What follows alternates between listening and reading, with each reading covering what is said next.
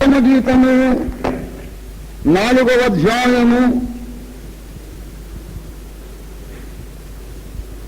పరమగీతము 4వ అధ్యాయము 7వ వచనాన్ని చదువుతూ ఉన్నాను, చిత్తగించండి. నా ప్రియురాలా, నీవు సుందరివి, నీవు అధిక సుందరివి, నీ యందు కళంకము ఏమీ లేదు. నా ప్రియురాలా, నీవు అధిక సుందరివి, నీ యందు కళంకమేమీ లేదు. ప్రభునందు ప్రియులారా, కావ్యమును వ్యాఖ్యానించవలసిన ఒక ప్రత్యేకమైన పద్ధతి ఉన్నది. కావ్యమునే కాదు, అసలు వాక్యమును వ్యాఖ్యానించాల్సిన ఒక ప్రత్యేకమైన విధానం ఉన్నది. దానిని విశ్వాసులు, బోధకులు అందరూ శ్రద్ధగా తెలుసుకొని, నేర్చుకొని అవలంబించటం సంఘానికి మంచిది. దేవుడు ఏ పని చేసినా ఒక గురి లేకుండా చేయడు అనే విషయాన్ని మనం మొట్టమొదట గ్రహించాలి. పౌలు అన్నాడు, గాలిని కొట్టినట్లుగా నేను పోట్లాడుటలేదు, గురి చూడని వాని వలె నేను పరిగెత్తటం లేదు. లేఖనములో ఉన్న ప్రతి మాట వెనుక పరిశుద్ధాత్మ స్వరం ఉన్నది. ఒక నరమాత్రుడైన పౌలే అంటున్నాడు, నేను గురి లేకుండా పరిగెత్తడం లేదు, గాలిని కొట్టినట్లుగా ప్రయాస పడడం లేదు. అంటే ఏదో గురి వద్దకే నేను పరిగెత్తుచున్నాను. ఏది చేసినా దేవునికి ఒక గురి ఉంది. ఒక మనిషి నరమాత్రుడు పౌలే అంటున్నాడు, గురి లేకుండా నేనేం చేయట్లేదు. అటువంటి దేవుడు సర్వశక్తిమంతుడు గురి లేకుండా ఒక పని చేస్తాడా? చెయ్యడు ఆయన. దేవుడు ఏమి చేసినా ఒక గురి ఉంది. దయచేసి గమనించండి. ఈ 66 గ్రంథాలలో ఒక్కొక్క గ్రంథమును రచింపజేయుటలో దేవునికి ఒక గురి ఉంది. 66 గ్రంథాలను కలిపి సంకలనం చేయడంలో దేవునికి ఒక గురి ఉంది. శిలువ మీద మరణించడంలో దేవునికి ఒక గురి ఉంది. సంఘమును కట్టుటలో దేవునికి ఒక గురి ఉంది. దేవుడు ఏం చేసినా ఒక గోల్ అనేది ఉంది దేవునికి. ఆ గురిని దృష్టిలో పెట్టుకొని మనం వ్యాఖ్యానించాలి. అసలు దేవుని ప్లాన్ ఏమిటో మనం మనసును పెట్టుకొని దానికి అనుగుణ్యముగా వాక్యమును వ్యాఖ్యానించాలి. We call it the panoramic view of the contents of the scripture. అది చాలా లోతైన విషయం అనుకోండి, దాన్ని అలాగా మనం వదిలేద్దాం. కానీ దేవుని కార్యక్రమములలో, దేవుని ప్రణాళికలో అంతిమ గమ్యమేమిటి, దేవుడు ఏ గురిని చేరాలని అనుకుంటున్నాడు, దానిని మనము విస్మరించడానికి వీలు లేదు. అది విస్మరిస్తే నీ వ్యాఖ్యానానికి అర్థం లేకుండా పోతుంది. ఉదాహరణకు ఒక మాట చెప్తా, వినండి దయచేసి. ఒక కుమ్మరివాడు సారె గిరగిరా తిప్పి జిగట మంటి మీద చేతులు పెట్టి ఒత్తుతున్నాడు. వాడిని వెళ్ళి అడగండి, ఏమయ్యా కుమ్మరాయన, నువ్వేం చేస్తున్నావు? ఒక కుండ చేస్తున్నావా, కూజ చేస్తున్నావా, కళ్ళు ముంత చేస్తున్నావా, చట్టు చేస్తున్నావా, చిప్ప చేస్తున్నావా, ప్రమిద చేస్తున్నావా, ఏం చేస్తున్నావు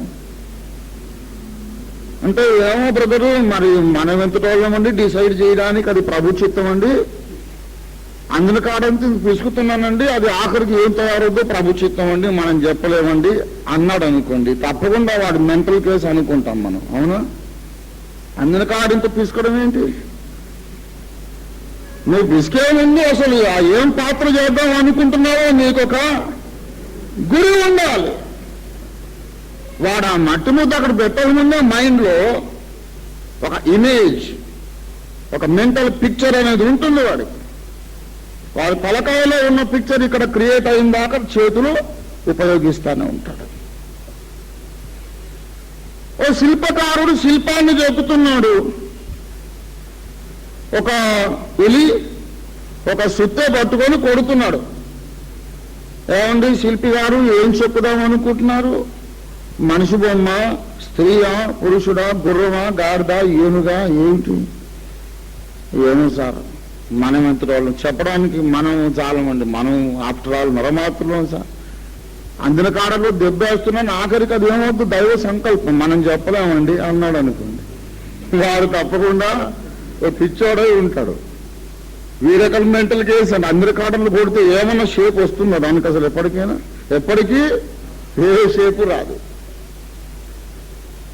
కనుక దేవుడు ఒక శిల్పకారుడు, కానీ అడ్డగోలుగా దెబ్బలు కొట్టేవాడు కాదు. దేవుడు ఒక కుమ్మరివాడు, అయితే ఆయన దృష్టిలో ఉన్న ఆకృతిలోనికి మనలను మలుచువాడు. కనుక దేవుడు ఏం చేసినా అసలు ఏం చేయబోతున్నాడో మనం దృష్టిలో పెట్టుకొని ప్రతి వచనానికి వ్యాఖ్యానాన్ని దానికి అనుసంధానం చెయ్యాలి.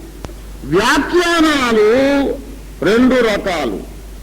గురి వైపు సంఘమును నడిపించే వ్యాఖ్యానం ఒకటి. గురి అనేది కళ్ళ ముందు పెట్టకుండా ఊరికే టైంపాస్ చేసే వ్యాఖ్యానం ఇంకో రకం. నీవు చేసే వ్యాఖ్యానము దేవుని మనస్సులో ఉన్న అంతిమ గమ్యమునకు అనుసంధానం చేయాలి. దానికి ట్యూన్ కావాలి, కానీ ఏదో తోసిన వ్యాఖ్యానం చెప్పొచ్చు.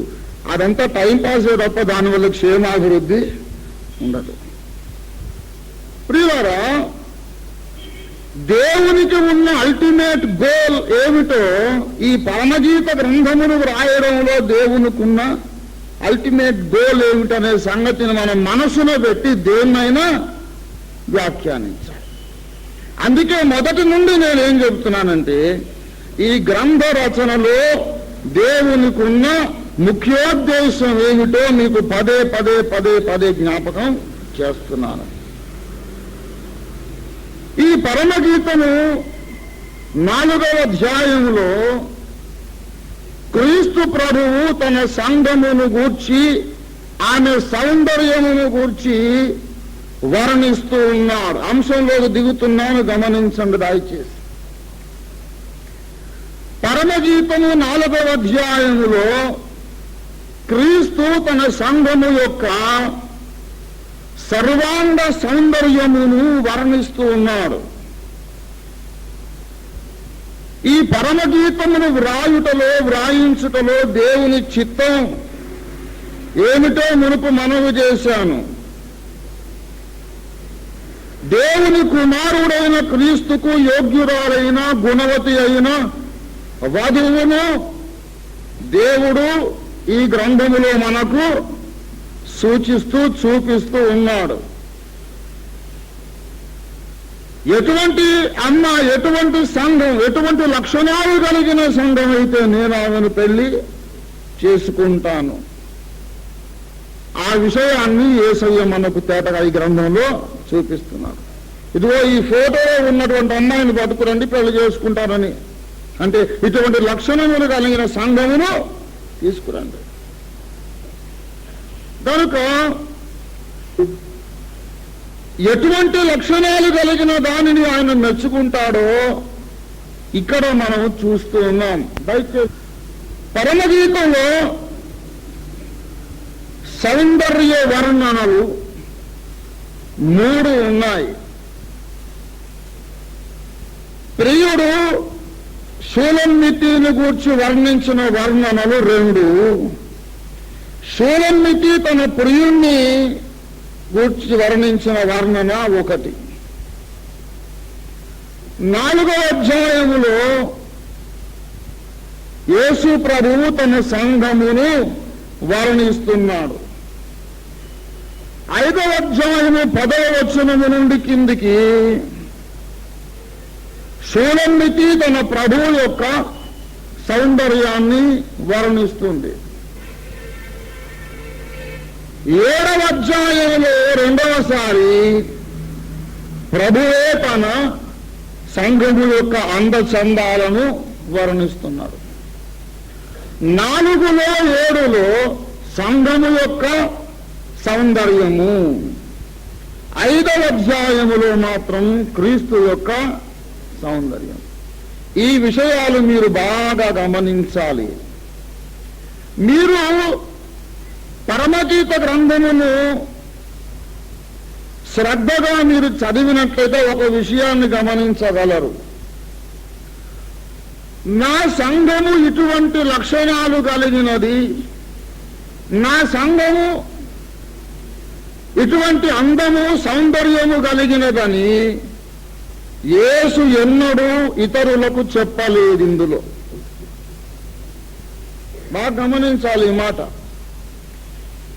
నా ప్రియుడు ధవళవర్ణుడు, నా ప్రియుడు రత్నవర్ణుడు, నా ప్రియుడు ఇటువంటి వాడు, అతని వైఖరి లెబానోను పర్వత తుల్యము అని చెబుతూ అతని నోరు ఎంతో మధురము. ఎవరికి చెప్పింది? ఏమండి, ఎవరికి చెప్పింది? ఇతరులకు చెప్పింది. వాళ్ళు అడిగారు, సియోను కుమార్తెలు, వేరు ప్రియుని కన్నా నీ ప్రియుని విశేషమేమి? ఆమె ఎప్పుడు కూడా నా ప్రియుడా నీవు ఇటువంటి వాడు అని ఆయనతో చెప్పలేదు. నా ప్రియుడు ఇటువంటి వాడని లోకానికి చెప్పింది. The church must always speak about the beauty of the Lord unto the world. లోకాన్ని ఉద్దేశించి మనము మన ప్రభువును గూర్చి మాట్లాడాలి. కానీ మన ప్రభువు మాత్రము మనలను గూర్చి లోకంతో మాట్లాడడు. ఆయన ఆమెతోనే, షూలమ్మితితోనే మాట్లాడుతున్నాడు. నా ప్రియురాలా నీవు సుందరివి, ఓ రాజకుమార పుత్రిక నీవెంత అందముగా నడుచుచున్నావు, నీ నడక ఇటువంటిది, నీ చూపులు ఇటువంటివి అని ఆమెతోనే మాట్లాడుతున్నాడు. నా సౌందర్యం ఎటువంటిదో యేసు నాకే తెలియజేస్తున్నాడు. నా భక్తుడు ఎంత మంచోడని లోకానికి చెప్పాడు ఆయన. ఆ బాధ్యత ప్రభువుకు లేదు. రంజితోఫీ చాలా మంచోడని లోకానికి చెప్పడం కాదు ఆయన పని. యేసు ఉత్తముడని నేరు లోకానికి చెప్పాలి. దేవునికి స్తోత్రం కలుగునుగాక. నిన్ను నన్ను గురించి ఆయన మాట్లాడేది అక్కడికి వెళ్ళిన తర్వాత, పరలోకానికి వెళ్ళిన తర్వాత, ఇదిగో ఈమె నేను కోరుకున్న నా పావురము, నా నిష్కళంకురాలు. ఏమండి, లెక్కకు మించిన కన్యకలు కలరు, 60 మంది రాణులు, 80 మంది ఉపపత్నులు కలరు, గాని నా పావురము, నా నిష్కళంకురాలు ఒకతే అని చెప్పింది. మనల్ని అక్కడ పరిచయం చేస్తాడు. కానీ అక్కడికి వెళ్ళక ముందు భూమి మీద ఉన్నంత కాలం నన్ను గూర్చి నా ప్రభువు ఎవరికీ చెప్పడు. కానీ నాలో ఆయనకున్న కనబడిన సౌందర్యాన్ని గూర్చి ఆయన నాతోనే చెబుతాడు. My son, I appreciate your beauty of character. My son, I appreciate your holiness. నాకు చెప్తాడు. నన్ను గూర్చి నీకు చెప్పడు, నిన్ను గూర్చి నాకు చెప్పడు, మనకు అనవసరం. నిన్ను గూర్చి నీతో యేసు ఏం మాట్లాడుతున్నాడు దాన్ని నీవు ఎప్పుడు పట్టించుకోవాలి. అంతరంగపు సాక్ష్యం అంటే అది. ప్రియులారా, ఆ సంగతి అలా వదిలేస్తే యేసు తన దృష్టికి యోగ్యురాలైన వధువును గూర్చి ఇలాగ వర్ణిస్తూ దయచేసి గమనించండి. 4వ అధ్యాయంలో ఒకసారి వర్ణించాడు, 7వ అధ్యాయంలో రెండవసారి వర్ణించాడు. భేదం ఉంది. మొదటి వర్ణనేమో తలకాయ దగ్గర మొదలుపెట్టి కాళ్ళ దాకా చెప్పుకొచ్చాడు. రెండవ వర్ణనలో కాళ్ళ దగ్గర మొదలుపెట్టి తల దాకా వర్ణించాడు. మొదటిసారిగా వర్ణించబడింది, మెన్షన్ చేయబడింది ఏంటంటే, అక్కడేమో కన్నులు నీ కన్నులని మొదలు పెట్టాడు. అంటే పైనుంచి కిందికి. 7లో నీ పాద రక్షలతో ఎంత అందముగా, అంటే కాళ్ళ కాడ మొదలుపెట్టి పైకి పోయాడు. మొదట ఆయనను చూసినప్పుడు యేసును ఆకర్షించిన డామినేటింగ్ ఫీచర్ ఆయన కన్నులు. రెండవసారి ఆయనను చూసినప్పుడు డామినేటింగ్ బ్యూటీ ఏంటంటే కాళ్ళు. ఈ రెండిటికి మధ్యలో ఎందుకు ఈ భేదం వచ్చిందంటే, ప్రభువైన యేసు సౌందర్యాన్ని ఆమె చూడగలిగింది. ఆమె ప్రభువైన యేసు యొక్క సౌందర్యమును కన్నులార చూచి వర్ణించగలిగిన అనుభవం ఆమెకు వచ్చిన తరువాత నడక ప్రాముఖ్యమైంది. అంతకుముందేమో చూపు ప్రాముఖ్యమైంది. అసలు యేసు కోరుకునే వధువు ఆమె యొక్క స్టాండర్డ్ ఏమిటో తెలుసా? నేను మన ప్రభువైన యేసుకు రెండవ మనుష్యుడు లేక కడపటి ఆదాము అని పేరు. ఆదికాండము 2:18లో నరుడు ఒంటరిగా ఉండుట మంచిది కాదు, నేను అతనికి సాటి అయిన సహాయమును చేయుదుననుకొన్నాడు. కానీ ఎఫెసీ పత్రిక 5వ అధ్యాయము 32లోకి వచ్చినట్లయితే అక్కడ వ్రాయబడిన మాట ఏమిటంటే, ఈ హేతువు చేత పురుషుడు తన తల్లిని తన తండ్రిని విడిచి భార్యని హత్తుకొనును, వారిద్దరూ ఏక శరీరమగుదురు. ఈ మర్మము గొప్పది. అయితే నేను క్రీస్తును గూర్చియు సంఘమును గూర్చి చెప్పుచున్నాను. ఈ మాట బాగా గమనించండి. నేను నరునికి సాటి అయిన సహాయమును చేయుదును అన్న మాట నేను క్రీస్తును గూర్చియు సంఘమును గూర్చియు చెప్పుచున్నాను. ఆదాము కొరకు భార్యను చేయాలనుకున్నాడు. దయచేసి గమనించండి. అప్పుడు దేవునికి లోకంలో మట్టే కరువైందా?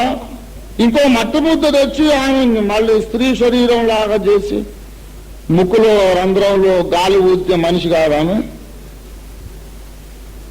ఆదాము ప్రక్క గాయము చేసి అక్కడ పక్కటెముకను తీసి ఆమెను స్త్రీగా ఎందుకు ఇలాగు చేశాడు అనేది ప్రశ్న. 2 కారణాలు ఉన్నాయి. మొదటి కారణం ఆ ఎముకను గాక శరీరములో ఇంకా ఏ ఎముకను తీసినా ఆదాము హ్యాండిక్యాప్ అయిపోతాడు. ఇంకేదన్నా మీరు ఆలోచించండి. మీకు రేపు సాయంత్రం దాకా టైం ఇస్తాను. ప్రక్కట ఎముకను గాక ఇంకా ఏ ఎముకన్నా తీసినా పర్వాలని ఎముక ఏమైనా ఉందా? ఈ ఎముక కానీ ఈ ఎముక కానీ ఏది తీసినా హ్యాండిక్యాపే. అదొక్కటి తీసేస్తే ఏం కాదు, అదొకటే. ఆదాం అది తీసేసినా సరే వెనకట్లాగా అన్ని పనులు చేసుకుంటున్నాడు. రెండో కారణం చెబుతున్నా, ద మోస్ట్ ఇంపార్టెంట్ థింగ్. మూడో కారణం ఉంది కానీ ఇప్పుడు నేను చెప్పను, ఎందుకంటే మనం సైడ్ ట్రాక్ అయిపోతాం. ఆ మూడో కారణం చెప్పుకోవడానికి ప్రసంగిలోకి పోవాలి. ఇక నేను ఈ సంవత్సరంలో అది ముగించను. ఏమండి, ఒక చిన్న విషయం మాత్రం మీలో పరిశోధకులైన వాళ్ళ కొరకు ఒక మాట అంటాను. ఆదాము శరీరములోని ఎముకతో హవ్వ నిర్మించబడినట్లు సంఘమును దేవుడు నిర్మించ ప్రారంభించినప్పుడు అద్వితీయ కుమారుని యొక్క మహిమలో కొంత తునక బయటికి తీసి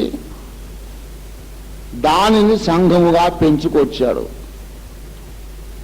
అది మనకు అర్థం కాని విషయం, కష్టం అది. అందుకే దాన్ని అట్టు వదిలేద్దాం. రెండో కారణం ఏంటంటే, ఈ ఎముక బయటకు తీసినప్పుడు ఎంతుందంటే జానడు ఉంది. పెళ్లి కొడుకు ఎంతున్నాడంటే 6 అడుగులు ఉన్నాడు. 6 అడుగులు ఉన్నాడని మీకేంటి గ్యారంటీ అని నన్ను విమర్శించకండి. పోనీ ఎంతున్నాడో మీరు చెప్పండి.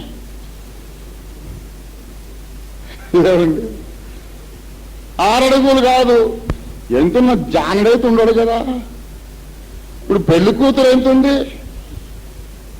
జానుడు ఉంది. పెళ్లి కొడుకు ఎంతున్నాడు? 6 అడుగులు ఉన్నాడు. చేసుకుంటాడు పెళ్లి? ఆదాము నిద్రపోతున్నాడు. దేవుడి ఎముక మీద కష్టపడి తన శిల్పకారుని చాతుర్యమంతా ఉపయోగించి ఆమెను పెంచి పెంచి పెంచి పెంచి పెంచి 6 అడుగుల పెళ్లి కొడుకుకు సమానమైన వధువుగా తయారు చేశాడు. నీవు రక్షణ పొందిన రోజున, నీవు మారు మనసు పొంది బాప్తిస్మం పొందిన రోజున నీ జీవితం ఎలాగుందంటే, యేసు ముందు 6 అడుగుల పెళ్లి కొడుకు సమక్షంలో జానుడు పెళ్లి కూతురులాగా ఉన్నావు నువ్వు. On the day of your salvation you are greatly incapable, insufficient, unfit, unworthy to become the bride of the Son of God. మాటలు కాదు. యేసు రాజుగా వచ్చుచున్నాడు, నన్ను తీసుకుపోతాను పాట పాడగానే సరిపోదు. నువ్వు జానడు బతుకు పెట్టుకొని యేసు రాజుగా వచ్చుచున్నాడంటే నీకేంటి సుఖం? నువ్వు జానడంతుంటే దేవుడు నిన్ను పెళ్లి చేసుకోడు అసలు. ఏమండి, ఎవరన్నా చేసుకుంటారా? మా అమ్మాయి 6 నెలల ప్రాయం అండి, చాలా ముద్దు వస్తుంది, పెళ్లి చేసుకోమంటే చేసుకుంటారు. అసలు పెళ్లి కూతురు అంటే ఎవరు? పెళ్లి కూతురు అంటే ఎవరు? చిన్న పిల్ల కాదు, సంపూర్ణముగా ఎదిగినటువంటి ఒక స్త్రీ, కన్యక. రక్షణ పొందిన దినాన నా జీవితం జానడుంది. బైబిల్ తరగతుల వల్ల, బైబిల్ పరిశోధన వలన, విజ్ఞాపన ప్రార్థనల వలన, పరిశుద్ధుల సహవాసంలో వారము వారము ప్రభు యొక్క శరీరమును తినుట వలన, పరిశుద్ధాత్మ కార్యము నాలో జరుగుట వలన, వాక్యమును అనుదినమును పరలోకము నుండి నేను పొంది భుజించి ఎదుగుట వలన నేను పెరగాలి పెరగాలి పెరగాలి పెరగాలి పెరిగి పెరిగి పెరిగి ఒక నాటికి యేసు ఎంతెత్తున్నాడో అంతెత్తు కావాలి. ప్రియులారా, బైబిల్లో ఏ విషయమైనా కనీసం 2 సార్లు ఉంటుందని నేను యుగాంతంలో మనవి చేశాను. సంఘము మరియు క్రీస్తుకు సంబంధించి ఈక్వల్ అనే మాట 2 చోట్ల రాయబడి ఉంది. ఆదికాండం 2లో ఉన్న మాట తిరిగి ఎక్కడుందో తెలుసా? ఎఫెసీ పత్రిక 4వ అధ్యాయము 12వ వచనంలో రాయబడి ఉంది. మనమందరమును విశ్వాస విషయములోను, దేవుని కుమారుని గూర్చిన జ్ఞాన విషయములోను, అందరూ వింటున్నారా? ఏకత్వం పొంది సంపూర్ణ పురుషుల మగు వరకు, అనగా క్రీస్తునకు కలిగిన సంపూర్ణతకు సమానమైన సంపూర్ణత. సమానము అంటే అర్థం ఏంటి? కాస్త తక్కువనా, కొంచెం ఎక్కువనా? తక్కువ కాదు, ఎక్కువ కాదు. ఆయన 6 అడుగులు ఉంటే నేను కూడా 6 అడుగులు. ఇంతకు ఒక ఆసక్తికరమైన మాట చెబుతాను. సమానమైన అంటే సంస్కృతం, సాటి అయిన అంటే తెలుగు. అదే ఇది, ఇదే అది. అక్కడేమో సాటి అయిన సహాయం, ఇక్కడేమో సమాన సంపూర్ణత గల వధువు. అంటే మనము యేసుతో సమానంగా మనం ఎదగాలి. జ్ఞానములో, పరిశుద్ధతలో, తండ్రి చిత్తమునకు విధేయత చూపుటలో 100% యేసులాగా మనం ఎదగాలి. ప్రియులారా, నేనేం చెప్పాను మీకు, 4వ అధ్యాయం చదువుకున్నాం కదా, అక్కడ వర్ణం ఎక్కడ ప్రారంభమైంది? తల దగ్గర, కన్నుల దగ్గర మొదలుపెట్టాడు. యేసుతో సమానముగా నేను ఎందుకు ఎదగాలి? మీరు ఎప్పుడైనా ఆలోచించారా? నీవు 100% యేసుతో సమానంగా, యేసుకు కలిగిన పరిపూర్ణ పురుషత్వం నీవు పొందాలి. యేసుకున్నంత జ్ఞానం, యేసుకున్నంత పరిశుద్ధత, యేసులో ఉన్నంత ప్రేమ, యేసులో ఉన్నంత నీతి న్యాయం, యేసులో ఉన్నంత రోషం, యేసుకున్నంత ధైర్యం, ఇవన్నీ నీకు ఉండాలి. లేకపోతే ఎందుకో తెలుసా? ఎందుకో చెబుతున్నాను. దేవుడు యేసుక్రీస్తు ప్రభు మనలను సింహాసనాధిపత్యానికి పిలుస్తున్నాడు. ప్రకటన 3:21 ఇలాగూ రాయబడి ఉంది, నేను జయించి నా తండ్రి సింహాసనము మీద కూర్చున్న ప్రకారము జయించువానిని నాతో కూడా నా సింహాసనమందు కూర్చున్నదిచ్చేదను. సింహాసనం అంటే ఏదో సర్కస్కి వెళ్ళి, ఎగ్జిబిషన్కి వెళ్ళి ఏదో ఏనుగెక్కి సంబరపడ్డట్టు కాదు. అది సింహాసనం అనగా you are going to be entrusted with administrative responsibility. దేవుడు నిన్ను పరిపాలకునిగా చేయబోతున్నాడు. ఇక్కడ మనం కార్పెట్ మీద, కుర్చీ మీద ఉన్నాం. రేపు అలా కాదు. పరలోకానికి వెళ్ళిన తర్వాత మనం ఏం చేయాలో తెలుసా? చిన్నమందా భయపడకుడి, మీకు రాజ్యం అనుగ్రహించుట తండ్రి చిత్తమై ఉన్నది. పరలోకానికి వెళ్ళక ఏం చేయాలి? ముందు వెళ్ళగానే ముందు భోజనం చేస్తారట, గొర్రె పిల్ల, పెండ్లి విందు. తర్వాత ఏం చేయాలి? రక్షణ అంటే ఏంటి? రక్షణ అనగా అగ్నిగుండంలో పడకుండా తప్పించుకుంటే చాలు అని కాదు. యేసు తన తండ్రి అయిన దేవుని సింహాసనం ముందు కూర్చున్న ప్రకారం నీవు నేను ప్రాక్టికల్ గా యేసు సింహాసనం మీద కూర్చోవాలి. That is the ultimate goal.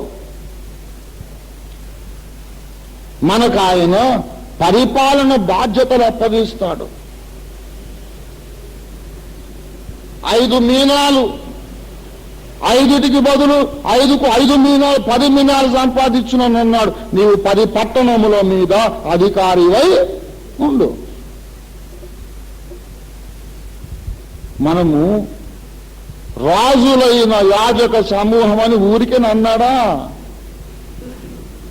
ఏమండి, నిజంగా నువ్వు రాణివి రాబోతున్నావు, నువ్వు రాజు రాబోతున్నావు. దాన్ని నువ్వు సిద్ధపడాలి. అంటే ఒక రాజ్యమును పరిపాలించగలిగిన వ్యక్తిత్వాన్ని నీవు సంతరించుకోవాలి. అందులో ఎన్ని ఉంటాయి? Administration responsibilities, law and order problem ఉంటుంది, డిస్ప్యూట్స్ ఉంటే సెటిల్ చేయాలి, అవసరమైతే యుద్ధాలు చేయాలి. నేను పట్టుకెళ్ళి సింహాసనం మీద కూర్చోబెడితే ఇదంతా ఏంటి సార్ ప్రాబ్లం? అసలు అక్కడ ప్రాబ్లమే తట్టుకోలేక ఇక్కడికి వస్తే మళ్ళీ ఇక్కడ ప్రాబ్లం పెడతామేంటి?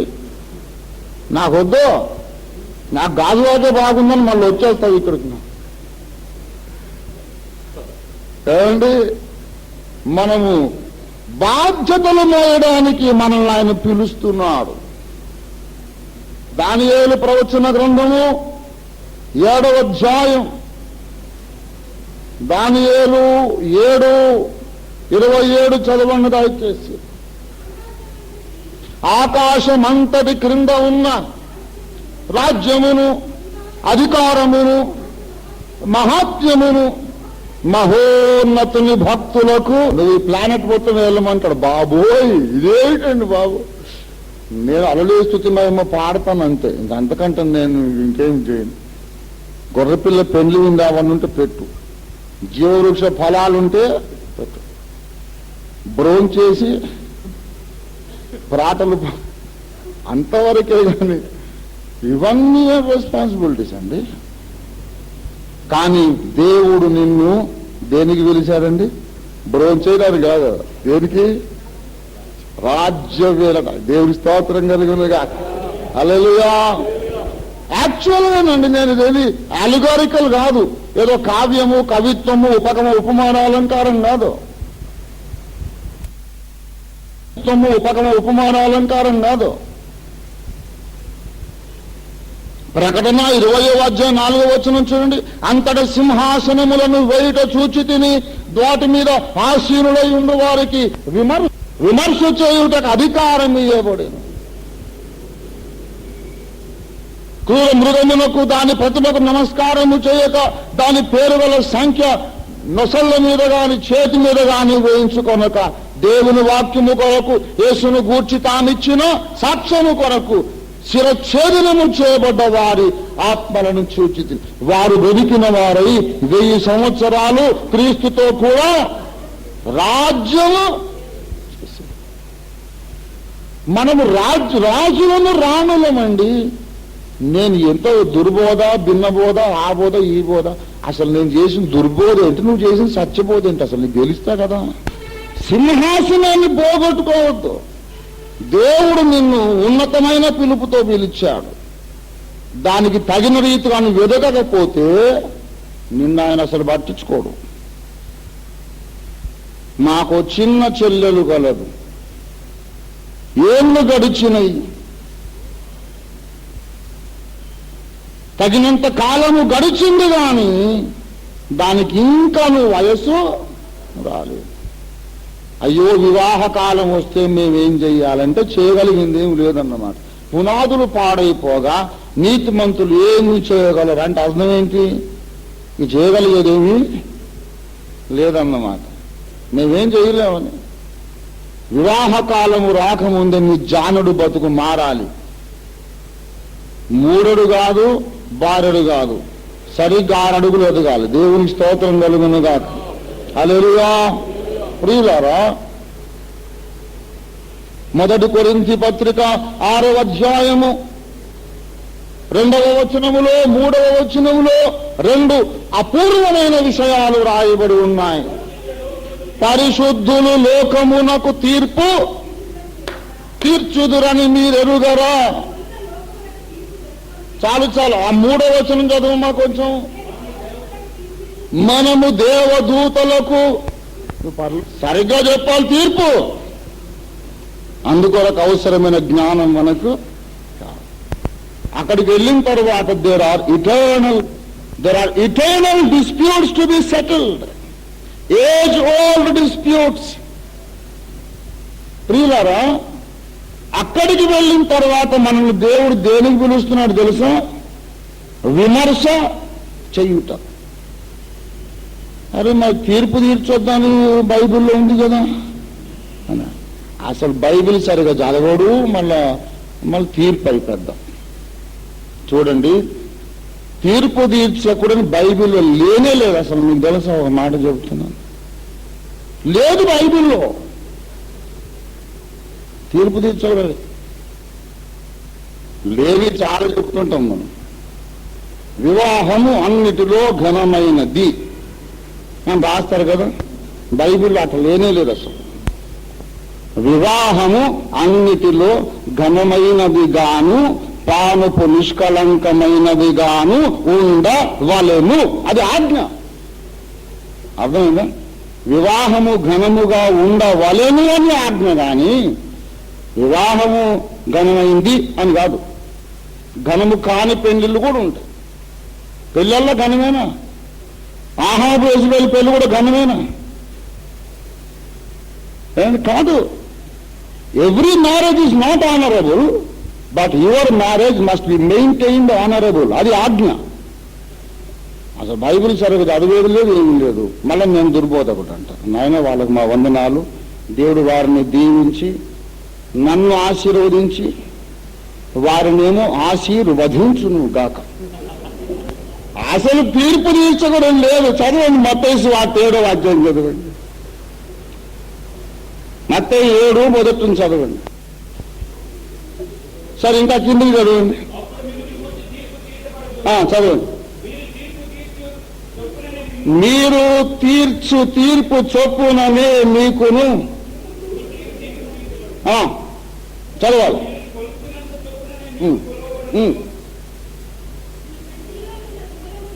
అది కాదు, నీ కంటిలో ఉన్న దూలము నెంచక నీ సహోదరుని కంటిలో నలుసును చూచుట ఎలా?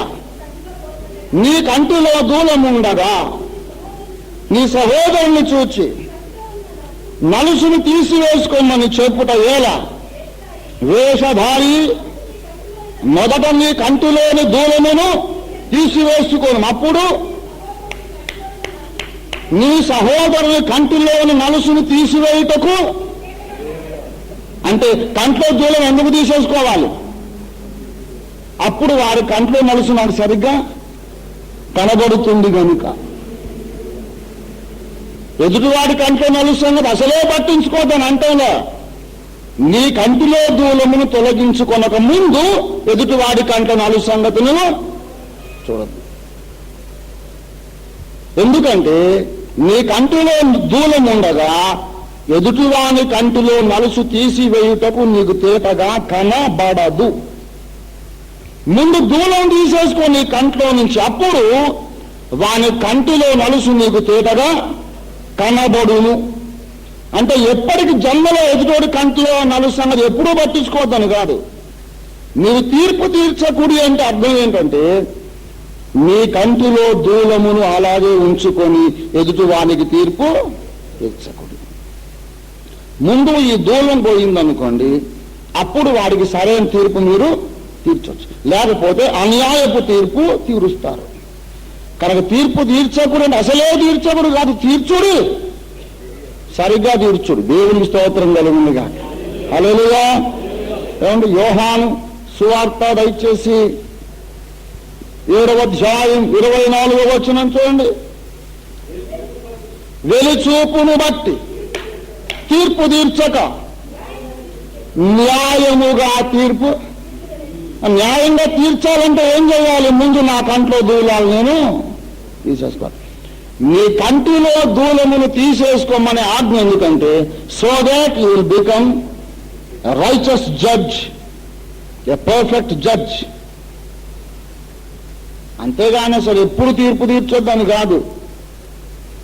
ఒక తప్పును ఖండించే ధైర్యం లేనోడు, పాపాన్ని ఖండించే దమ్ము ధైర్యము లేనివాడు, పిరికి పందులందరూ ఆ వచనం కింద దాక్కుంటారు. ఏమో వాడి తప్పు నాకెందుకు బ్రదరు, తీర్పు తీర్చొద్దు అన్నాడుగా.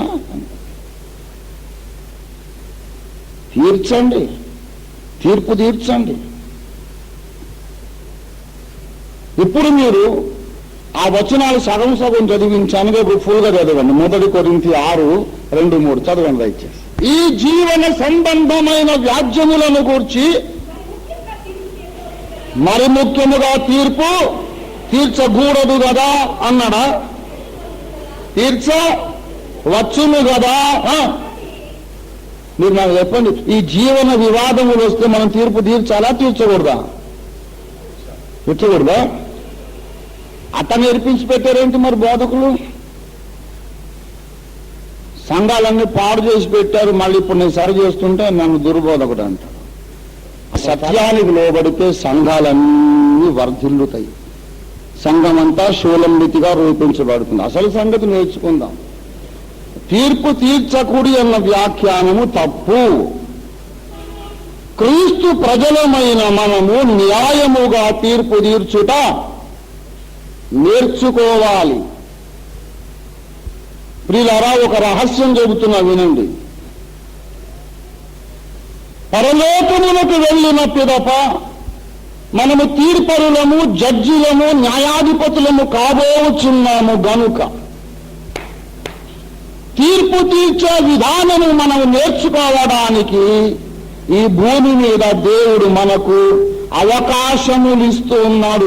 ఆ అవకాశములే మనకు ఎదురయ్యే వివాదాలు, వ్యాజ్యాలు, కొట్లాటలు, అత్తకోడల కొట్లాటలు, మామల్లుల కొట్లాటలు, అందముల కొట్లాటలు, భార్యాభర్తల కొట్లాటలు అవుతున్నాయి చూసారా? అది ఎందుకో తెలుసా? నా ట్రైనింగ్ అన్నమాట. ఇప్పుడు అప్రెంటిస్షిప్ నడుస్తుంది మంది.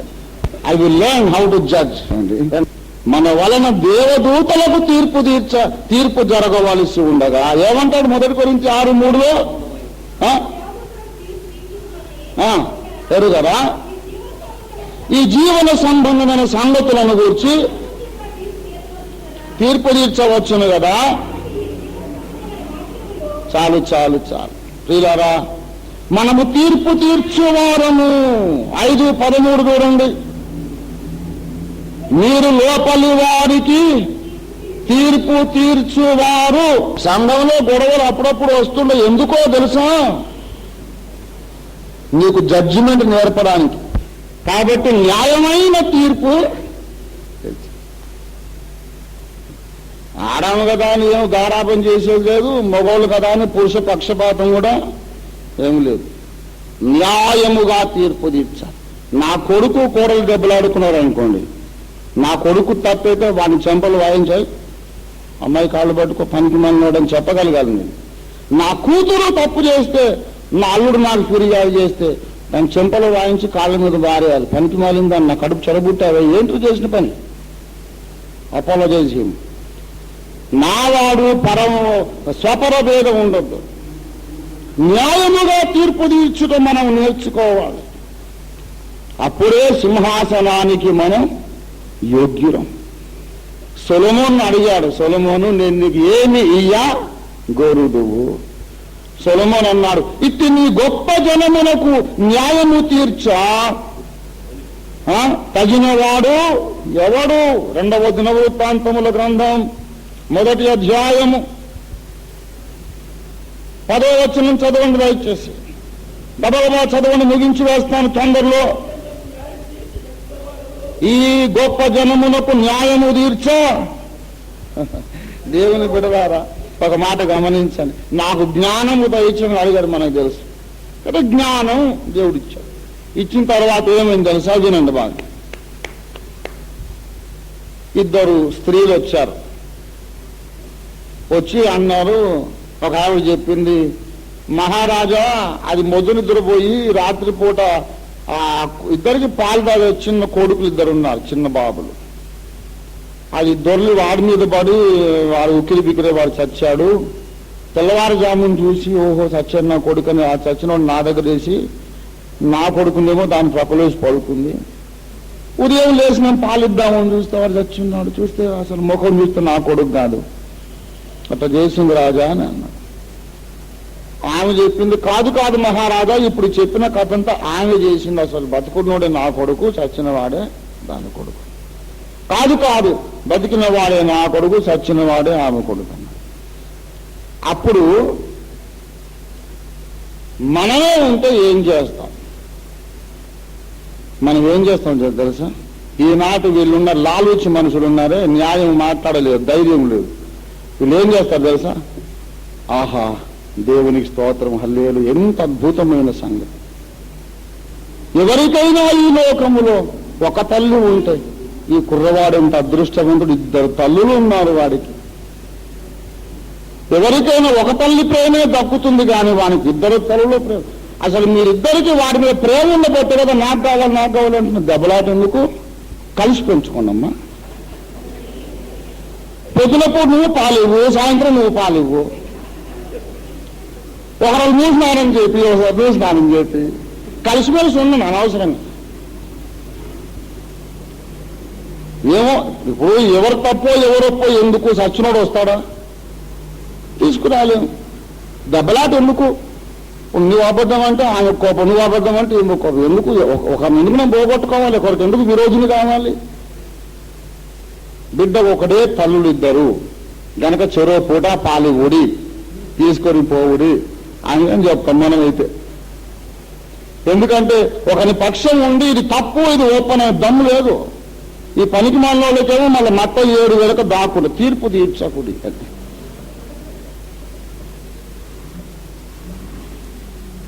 సొలొమోను అట్ట చేయలేదు. ఎవరు అబద్ధం ఆడుతున్నారో కనిపెట్టడానికి ఒక ప్లాన్ వేశారు. అరే ఒకడే బాబు ఉన్నాడు, 2 నాకంటే నాకు కావాలంటున్నారు, వాడిని సగం కోసి సగం పంచమన్నాడు. ఆ బిడ్డ తల్లి పేగులు తరుగుకొని పోయినదై అని ఉన్నది. వద్దు రాజా, వాడిని చంపొద్దు, దానికి ఇచ్చేసే, వాడు ఎక్కడో కాడు బతుకుంటే నాకు అంతే చాలు. ఇదిగో బిడ్డను కోసేద్దామనుకున్నప్పుడు పేగులు తరుక్కొని పోయినదే వాని తల్లి. అప్పుడు అన్నారు, తీర్పు తీర్చుట యందు రాజుకు దైవ జ్ఞానము కలిగినదని ఇశ్రాయేలు జనులందరూ గ్రహించి అతనికి భయపడిరి. మీకా గ్రంథము, దేవుని బిడలారా, మీకా 3వ అధ్యాయము 8వ వచనం చదవండి దయచేసి. నేనైతే యాకోబు సంతతి వారికి ఇశ్రాయేలీయులకు తమ పాపమును కనబరుచుటకై యెహోవా ఆత్మావేశము చేత ఏమండి బలముతోను తీర్పు తీర్చు శక్తితోను ధైర్యముతోను నింపబడి ఉన్నాను. ఆత్మావేశం రాగానే ఆయన కొన్ని లక్షణాలు వచ్చినాయి. బలం వచ్చింది, ధైర్యం వచ్చింది, తీర్పు తీర్చే శక్తి నీకు వచ్చిందా? నీవున్న సంఘంలో ఎన్నో డిస్ప్యూట్స్ ఉన్నాయి, నీవున్న ఊరిలో ఎన్నో వివాదాలు ఉన్నాయి, నీ కుటుంబంలో వివాదాలు ఉన్నాయి, నీ బంధువర్గంలో వివాదాలు ఉన్నాయి, సిద్ధాంతపరమైన వివాదాలు ఉన్నాయి. There are doctrinal issues and family disputes. తీర్పు తీర్చడానికి నీవు సరిగ్గా జ్ఞానం ఉందా, ధైర్యం ఉందా?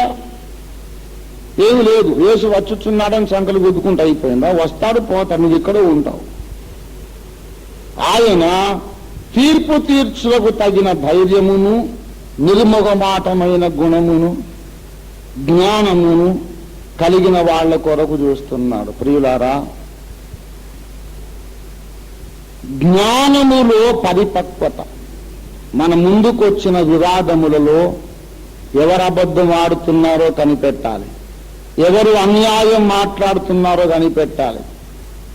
అది ఎట్లన్నా ఉండని, నువ్వు అట్టే ఓర్చుకోని చెప్పొద్దు పనికిమాలిన మాటలు. ముందు తప్పు చేసిన దాన్ని గద్దించాల్సిన బాధ్యత నీకుంది. తప్పు చేసిన మనిషిని గద్దించి క్షమాపణ చెప్పించాల్సిన బాధ్యత ఉంది. జ్ఞానము, ధైర్యం అది నువ్వు పెంచుకోవాలి. దేవుడు కోరుకునే షూలమ్మితి కన్యక, ఆమె కన్నులు గూబ కన్నుల వలె ఉన్నవి. అక్కడది అనగా కన్ను అనగా దృష్టి అని అర్థం, కన్ను అనగా జ్ఞానం అని అర్థం.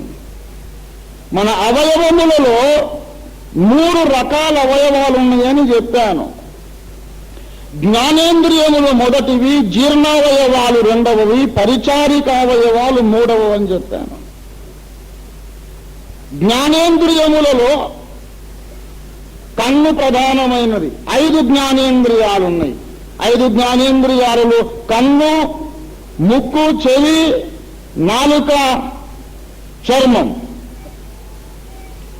ఈ జ్ఞానేంద్రియములు సాధకము చేయబడినటువంటిది ఆయన కోరుకునేవాడు. ఆమెనే వయస్సు వచ్చినటువంటి కన్యక. దేవుని బిడలారా, వయస్సు వచ్చిన వారెవరో తెలుసా? ఈయన అంటుంది, మాకు చిన్న చెల్లెలు గలదు, దానికి ఇంకా వయస్సు అంటే ఈయనకి ఏమొచ్చిందనమాట. ఈయనకు వయస్సు వచ్చింది, చెల్లెకి ఇంకా వయస్సు వచ్చినటువంటిది ఎవరు అని మనం ఆలోచిస్తే హెబ్రీ పత్రిక 5వ అధ్యాయములో దానిని వర్ణిస్తూ ఉన్నాడు. గమనించండి, ఆ వివరం చెబుతాడు. హెబ్రీ 5వ అధ్యాయము 14వ వచనం గమనించండి దయచేసి. వయస్సు వచ్చిన వారు అభ్యాసము చేత మేలు కీడులను వివేచించుటకు సాధకము చేయబడిన జ్ఞానేంద్రియములు కలిగిన వారు. జ్ఞానేంద్రియముల్లో మొదటిదేది కన్ను. ఇప్పుడు షూలమ్మితికి ఏమొచ్చిందంటున్నాను? నాకు వయస్సు వచ్చింది. వయస్సు వచ్చిందనగా ఆమె ఏం చేసింది? జ్ఞానేంద్రియాలను సాధకం చేసింది. జ్ఞానేంద్రియములను సాధకము చేసినది వయస్సు వచ్చిన పెళ్లి కుమార్తె. ఆమె కంటిని సాధకం చేసింది, చూపును సాధకం చేసింది. ఎలాగూ చూపు అనగా, దృష్టి అనగా అభిప్రాయము, విషయములను మనము అంచనా వేసే విధానమని అర్థం. నా దృష్టికి పలానోడు సరైనోడు కాదండి అంటాం. ఏం దృష్టి అది? మనోనేత్రాల దృష్టి. ఆమె దృష్టి అనేది పరిపక్వమైంది. ఆమె కంటిని కనుచూపును ఆమె సాధన చేసి చేసి చేసి ఎలాగైందంటే గువ్వ కన్నుల వలె మారింది. నేను ఈ మాట బాగా గమనించాలి మీరు. పరమగీతపు కన్యక ప్రభువు కన్నులు వర్ణించన్నది, అతని కన్నులు గువ్వల వలె ఉన్నాయి. ప్రభువు కన్నులేమో గువ్వలు, ఈమె కన్నులు ఆ గువ్వల యొక్క కన్నులు. ఇప్పుడు ఈమె కళ్ళు ఎలాగున్నాయి? గువ్వ యొక్క. మరి గువ్వంటే ఎవరు? గువ్వంటే యేసయ్య కన్నులట. మీరు బాగా గమనించాలి. ఎప్పుడు నేను మొదటి నుంచి చెబుతున్నా, ప్రకటన లేకుండా పరమగీతం మనకు అర్థం కాదు. అందుకే అది పెద్ద చిక్కుతో కూడుకున్న గ్రంథం. But it is most enriching spiritual food. మీరు నిశ్చింతగా పరమగీతం ధ్యానిస్తూ ఒక 50 ఏళ్ళు గడపవచ్చు, దాని మీద బ్రతకొచ్చు. అక్కడ ఏమన్నారు తెలుసా? ప్రకటన గ్రంథము 5వ అధ్యాయములో ప్రభువైన యేసును గూర్చిన వర్ణన. ఆయనకు 7 కొమ్ములు 7 కన్నులు గలవు. ఆ కన్నులు దేవుని ఆత్మలు, భూమి అందంతటికి పంపబడిన దేవుని 7 ఆత్మలు. ఇప్పుడు యేసు కన్నును దేంతో పోల్చాడు? దేవుని ఆత్మ అన్నాడు. దేవుని ఆత్మ యోర్దాను నదీ తీరానికి దిగి వచ్చినప్పుడు ఏ ఆకారంలో వచ్చింది? పావురం అనేది పరిశుద్ధాత్మకు సూచన. ఇప్పుడు యేసు కన్నులు కూడా గువ్వలు. యేసు కన్నులు గువ్వలు, పరిశుద్ధాత్మ దేవుడు ఒక గువ్వ. మీరు ఇది ఈక్వేషన్ రాసుకోండి. యేసు కన్ను ఈజ్ ఈక్వల్ టు గువ్వ, గువ్వ ఈజ్ ఈక్వల్ టు పరిశుద్ధాత్మ. యేసు కన్ను ఒక గువ్వ, పరిశుద్ధాత్మ ఒక గువ్వ.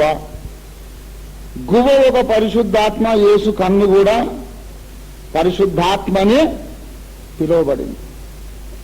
ఆ కన్నులు దేవుని 7 ఆత్మలు అన్నారు. ఆ ఈక్వేషన్ రాసుకొని గంటల తరబడి అంత చూసి ధ్యానం చేయండి మోకాళ్ళ మీద. God will reveal you tremendous things out of that. Yesu కన్ను ఇదొక గువ్వ, ఇదొక గువ్వ. ఈ గువ్వ అనగా పరిశుద్ధాత్మ, ఈ గువ్వ యొక్క కన్ను అనగా పరిశుద్ధాత్మ దేవుని యొక్క కన్ను. అంటే ఒక మాట చెబుతున్నాను, ఒక విషయాన్ని దేవుడు ఎలాగూ చూస్తాడో ఈ సూర్యమితి అలాగే చూస్తుంది. ఒక విషయం పరిశుద్ధాత్మ దేవుని కంటికి ఎట్లా కనబడుతుందో ఈమెకు అలాగే కనబడుతుంది. ఒక విషయం పరిశుద్ధాత్మ దేవునికి ప్రీతికరంగా కనపడుతుంది, ఈమెకు కూడా ప్రీతికరంగా కనపడుతుంది. ఒక విషయం పరిశుద్ధాత్మ కంటికి అసహ్యంగా కనపడుతుంది, ఈమెకు కూడా అసహ్యం కనపడుతుంది. దేవుని చూపుకు ఈమె చూపుకు తేడా లేదు ప్రియులారా. దేవుని చూపుతో సరిపోయిన చూపు లేని ఒక మహాభక్తుడు సంగతి చెబుతాను. మహాభక్తుడే గాని దేవుని కన్ను లేదు ఈయనకు. ఆయన సమూయేలు ప్రవక్త. బెత్లెహేముకు వెళ్ళాడు, యెషై కుమారుని చూశాడు, ఒడ్డు పొడుగు చూసి ఏలియాబును చూసి ఆహా యెహోవా కోరుకున్నవాడు ఇతడే అన్నాడు. దేవుడేమన్నాడు? అతని పై రూపమును లక్ష్య పెట్టకుము, యెహోవా హృదయమును లక్ష్య పెట్టును. మనుషులు పై రూపమును చూతురు, నేను ఇతన్ని త్రోసివేసి ఉన్నానన్నాడు. అంత మహాప్రవక్తకే దేవుని కన్నింకా రాలేదు. చాలాసార్లు దేవుడు కోరుకున్న మనిషిని గుర్తుపట్టుటలో భక్తులు, కాపరులు, బోధకులు కూడా ఫెయిల్ అయిపోతున్నారు. ఎవరినో చూసి ఇతడే అయి ఉంటాడు అనుకుంటున్నా, అసలు వాడు కాదు, దేవుని ప్లాన్లో లేడు. దేవుడు కోరుకున్న వాడు ఎదురుగుండా వస్తున్నా వీడు కాకపోవచ్చు అనుకుంటున్నా, ఎందుకంటే కన్ను సరిగా లేదు. దేవుడు కోరుకున్న వాణిని నీవు కోరుకోగలుగుతున్నావా? దేవుడు ప్రేమించిన వాణ్ణి నువ్వు ప్రేమించగలుగుతున్నావా? దేవుడు చెరదీసిన వాణ్ణి నువ్వు చెరదీయగలుగుతున్నావా? అసలు నీ కన్ను దేవుడు కన్నులా ఉందా? నీ గువ్వ కన్ను ఉందా?